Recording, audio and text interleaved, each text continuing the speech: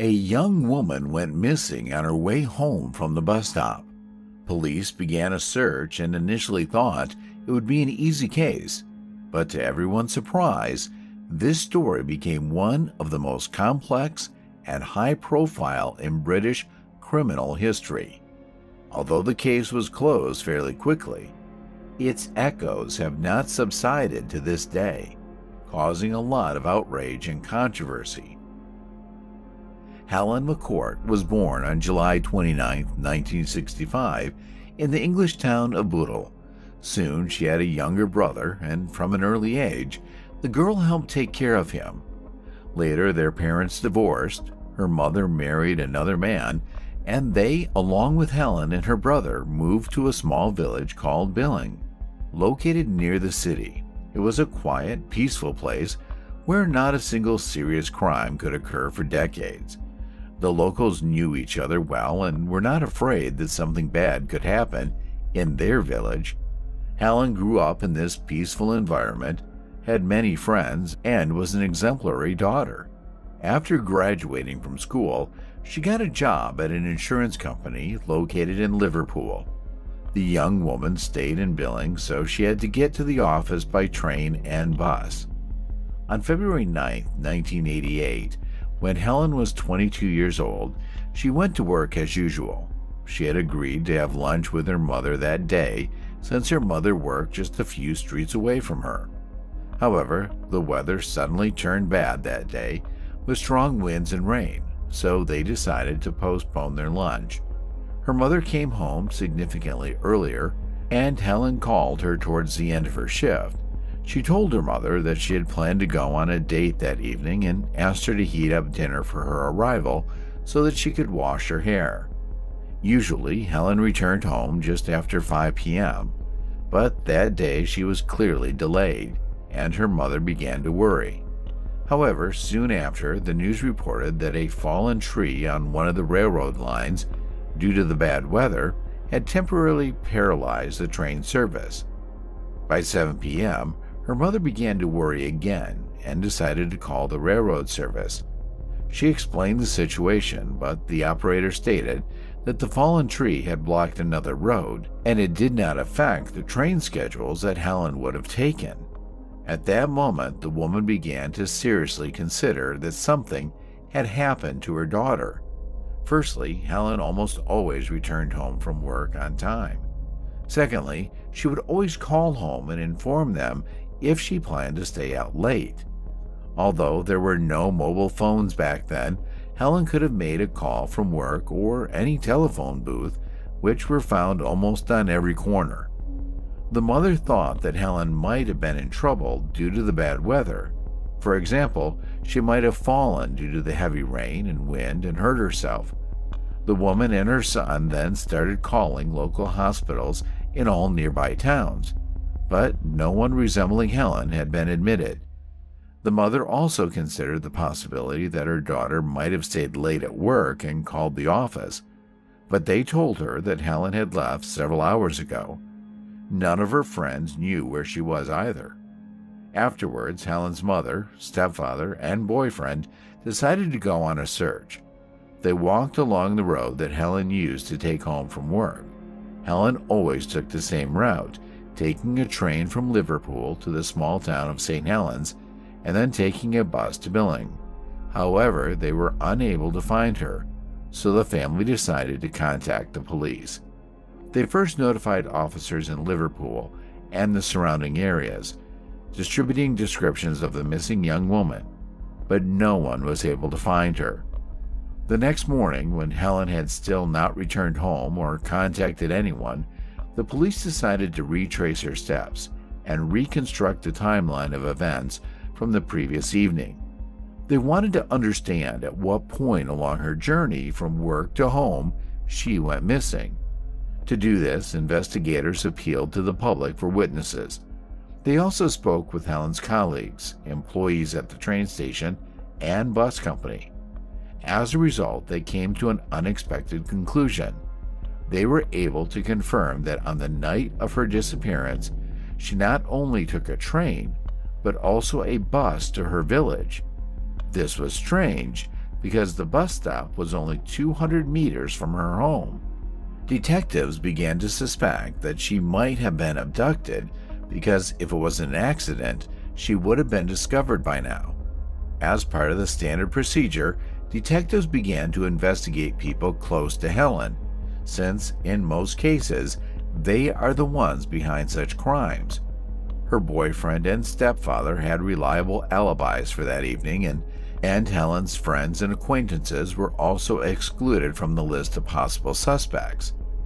Forming search teams of 120 officers, the police began a detailed search of the area between the bus stop and Helen's house, hoping to find any clues, such as a piece of her clothing or something that the potential kidnapper might have dropped. At the same time, leaflets with information about the missing young woman were distributed in nearby towns. Divers searched local water bodies, and police officers knocked on every door, questioning people. They also went to all the shops, bars, and cafes in Billings. After talking to the staff at a bar called George and Dragon, they got their first lead. This establishment was located near Helen's house, and she occasionally went there with her friends. But investigators found out that just 2 days before her disappearance, the bar owner banned her from the bar after an incident. She had had a quarrel with a drunk woman who spilled her drink on her. Helen didn't want to provoke the conflict and went to the toilet to try to clean her clothes, but the drunken woman followed her and started acting aggressively. At some point, she even tried to hit her, after which the bar owner kicked them both out. Moreover, he forbade them from ever returning. The police decided to learn more about this conflict and went to the bar the next day to talk to its owner, Ian Simpson. Moreover, this establishment was located right between the bus stop and Helen's house. The man told detectives about that evening and said that he had had to kick both young women out so that their conflict didn't disturb other visitors. During their conversation, the bar slowly filled with people and it became noisy. Then the police suggested that Ian ride with them to the station to continue the dialogue in a more peaceful environment. And here, something strange happened. The man noticeably became nervous, refused to go with them, and tried to end the conversation. All of this seemed suspicious to investigators. Why was Ian so afraid to go to the station? Perhaps he had something to do with Helen's disappearance, or he knew more than he said. They decided to keep an eye on him and found out that the man was known for his philandering. Despite being a married man with 2 children, Ian constantly flirted with other women, and all the villagers knew about it. The police also found out that he constantly paid attention to Helen when she came to the bar. The investigators once again approached him and asked where he was on the evening of Helen's disappearance. The man explained that he was spending time with his lover in an apartment located above a bar. According to him, he spent most of his time there because he was afraid that his establishment could be robbed. The detective spoke with his lover, and here they encountered an interesting twist. The woman claimed that she and Ian had indeed planned to meet at his apartment at around 7 p.m. However, that evening, he called her and asked her to come a few hours later. In the end, she arrived at around 8:30, but the man wasn't home. He returned only around 11:30. All of this looked extremely suspicious. Obviously, Ian lied to the police about his alibi, which automatically made him a suitable candidate for the role of suspect. One more detail seemed strange to the detectives. The man had several fresh scratches on his neck.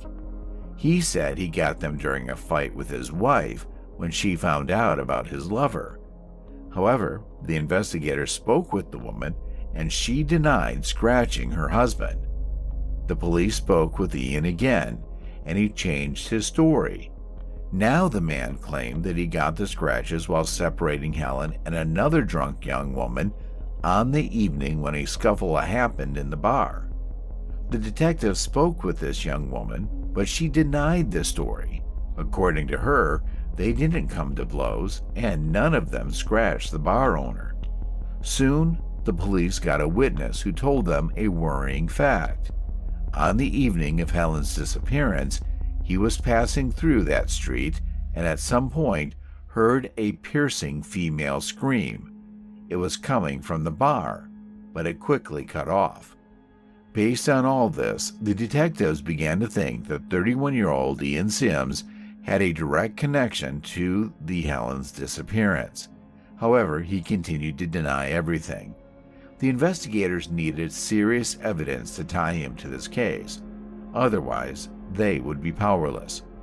Police decided to search his car, where they found two gruesome pieces of evidence. Firstly, they found several blood stains, and secondly, a part of a woman's earring was lying on the floor. They immediately took the earring to Helen's mother, who, without a doubt, confirmed that it belonged to her daughter. After that, Ian was arrested on charges of kidnapping and murder, even though the police still didn't know what had happened to Helen. They searched the bar and the apartment on the second floor, where they found new evidence. In both places, there were many barely noticeable bloodstains that had clearly been attempted to be washed away. On one of these spots, the criminalists found a fingerprint that belonged to Ian. Moreover, in the apartment, they found the missing part of the same earring that was previously discovered in his car. Despite such an impressive set of evidence, the man continued to deny everything. By this point, the police thought that Helen was dead. They needed to find her body. Otherwise, the court could justify Ian. They believed that the blood in his apartment and car belonged to the young woman. But in those years, DNA analysis was just beginning to be used in forensics, and organizing such research was very problematic. The man himself told the police that the blood belonged to his dog, which injured its paw. In an attempt to find more evidence, investigators decided to appeal to the public to organize more extensive searches. More than 2,000 people responded to their call, including both residents of the village and nearby settlements. Together with the police, they searched the area around Billing, including forests and fields. Soon, a new piece of evidence did appear in this case, but it was not discovered by volunteers. 25 kilometers from the village, in a place called Collins Green, a man walking his dog noticed a towel on the ground with traces of blood. He looked around and saw another such towel, as well as several pillowcases. In addition, he found men's socks, a sweater, and underwear nearby. Some of these items were also covered in blood. He reported his findings to the police, and they took the items to a storage facility for evidence. But here was one problem. Considering that this area was 25 kilometers from Billing, police officers from another department arrived at the call, and they did not connect this find with Helen McCourt's case, and the investigators who were searching for her didn't even know about the discovery of the bloody items. In the end, the police eventually saw a connection between the cases, and the inscription on the found sweater helped them. It was a print with an advertisement for a beer brand that was being sold on promotion at the George and Dragon Bar at the time. Learning this, investigators concluded that all of these things, with a high degree of probability, belonged to Ian Sims. Thus, the detectives had numerous blood samples, but they did not have Helen's body to request a DNA analysis. It was 1988, and such tools were not yet widely used. The police decided to compare the blood samples from the bar, Ian's car, and the witnesses' found items with the blood of Helen's closest relatives, her parents and younger brother. The results showed that these samples were very close, and the blood almost certainly belonged to close relatives. Thus, the detectives were convinced that the blood samples belonged to Helen. This unequivocally indicated that Ian was clearly involved in her disappearance, but they still needed more evidence. The problem was that the expression, "no body, no case," did not appear out of nowhere. The British court rarely passed guilty verdicts in murder cases if the victim's body was not found. No matter how weighty the evidence may have seemed in the eyes of justice, there was always a slight chance that the victim might not be dead. The police hoped that they would be able to gather more information against Ian, so they questioned all of his acquaintances. After talking to the bar cleaner, they learned about another suspicious incident. The woman told them that on the morning after Helen's disappearance, she came to work as usual to clean the premises. To her surprise, she saw the owner himself doing a general cleaning. He was washing the floors, walls, and tables. Moreover, judging by the scale of the work, he had been doing it for more than an hour. The problem was that this had never happened before.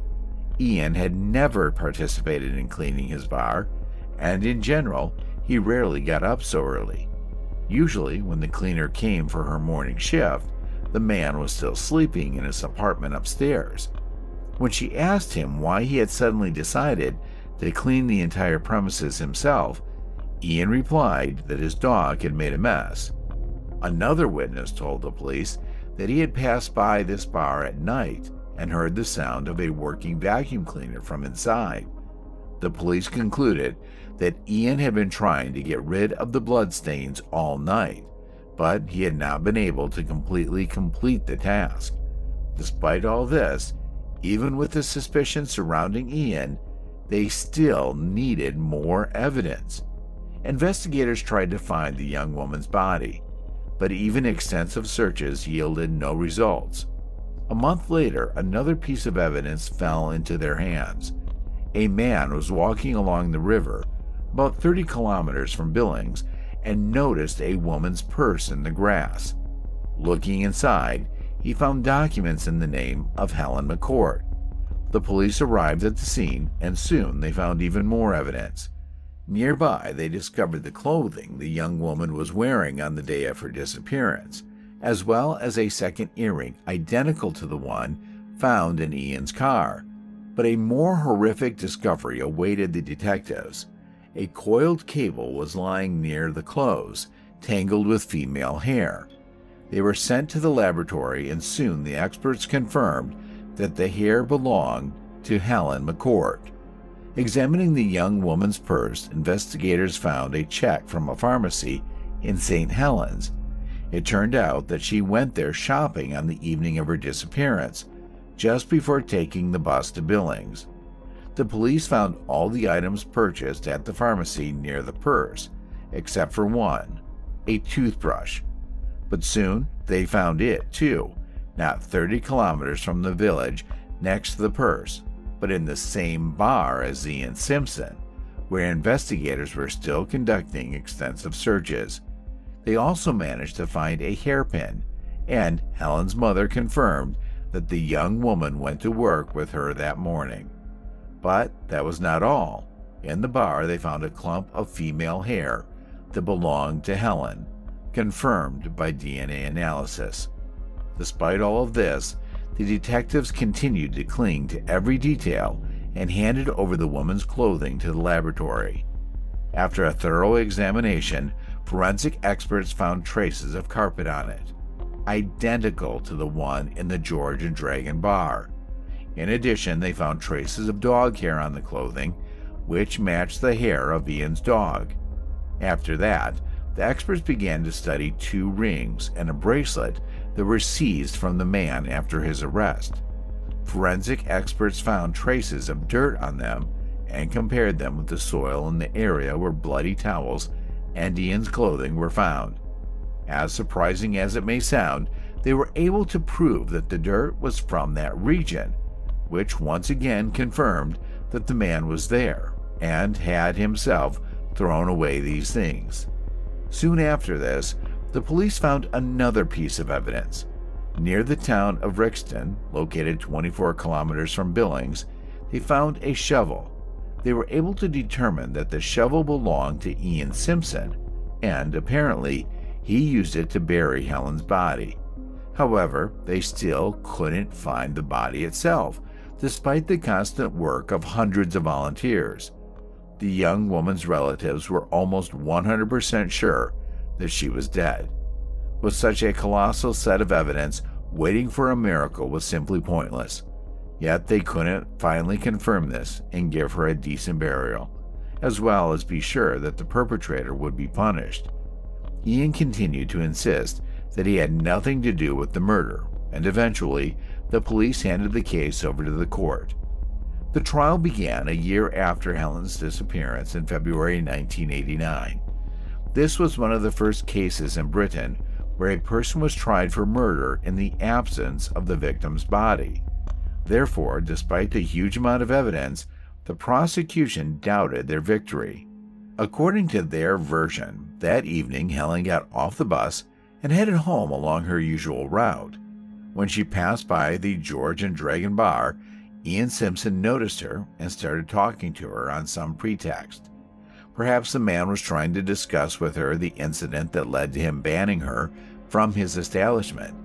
Then he must have lured her inside somehow. According to the investigation, Ian could have offered to resolve the conflict and lift the ban on her visiting the bar. Considering that this was practically the only place in Billings where Helen could go with her friends, she was interested in resolving the conflict. Apparently, the man lured her inside the building, where there was no one else at the time. Almost immediately after that, he attacked her, which was confirmed by the testimony of a passing witness. He heard a female scream that was quickly cut off. Attacking Helen, Ian killed her with an electric cable and dragged her into his second-floor apartment. There, he possibly subjected the young woman to violence, after which he waited for darkness and loaded the body into his car. The man drove her away from Billing and buried her, after which he scattered her things, his clothes, and other items in other remote places. There were several versions regarding his motives. The first one was forced. From the testimony of many witnesses, the investigation knew that Ian had repeatedly shown signs of attention to the young woman, but she always refused him. Probably that evening, he saw an opportunity to fulfill his criminal desires. The second version was that during their conversation, some conflict arose between them and he killed her in a fit of rage. It is possible that he and Helen began to argue, and she threatened to tell his wife about his constant harassment. However, this theory looked less realistic. After the prosecution spoke in court, it was Ian's turn. He still claimed that he was completely innocent and told his version, and it was one of the strangest speeches ever made by a man accused of murder. The man claimed that someone framed him.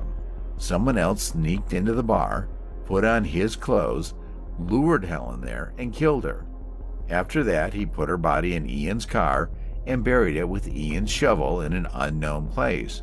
After all of this, the killer drove the car back to the bar and disappeared, framing the innocent bar owner.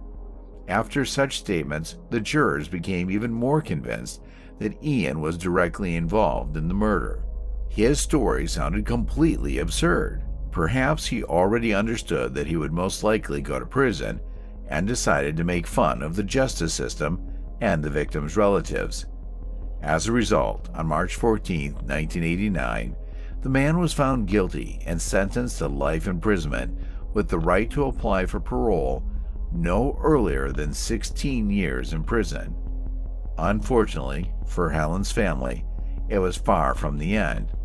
The police and volunteers continued to search for her body, but without success.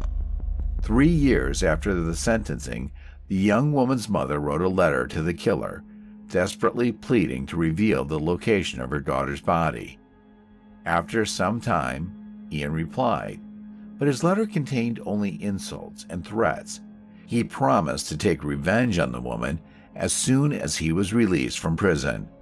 The killer repeatedly appealed, but all his appeals were rejected. Only in 2004, when he had already spent 15 years behind bars, one of the appeals was granted, and the case was sent for review. However, it did not play in the killer's favor. With the help of modern DNA analysis tools, experts examined the evidence and concluded that all of them unequivocally proved Ian's guilt. As a result, the case review essentially led to an increase in the prison sentence. After 16 years, the criminal repeatedly applied for release, but all his applications were rejected. Meanwhile, Helen's family continued to fight to find her body. In 2015, her mother launched a public campaign seeking to change existing laws. She demanded that convicted murderers be denied early release until they disclosed the location of their victim's body. The woman gave interviews to various channels, wrote letters to Prime Minister Theresa May, and also created a petition that gathered hundreds of thousands of signatures. As a result, this issue was brought to Parliament for consideration, and initially, politicians positively assessed the possibility of passing such a law. However, time passed, and Helen's mother initiative was constantly delayed. All these delays led to the fact that in November 2019, after 30 years of imprisonment, Ian Sims finally achieved early release. This event was a heavy blow to the young woman's family, as they had practically lost any hope of finding the location of her remains. 3 months after the decision was made, the killer was released. 63-year-old Ian Sims returned to a normal life. However, he did not enjoy his freedom for long. In late June 2022, the man died from an illness, taking the secret of Helen's body's location with him to the grave. Helen's mother is still alive and does not plan to give up. She now hopes that Ian may have told someone among his cellmates where he hid the body.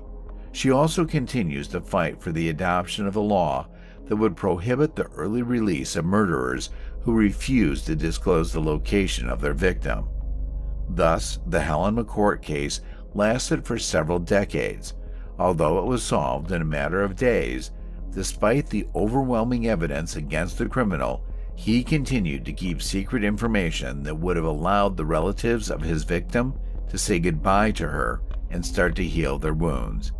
Share your opinion on this story in the comments, and don't forget to like the video if you enjoyed it. Thank you for watching.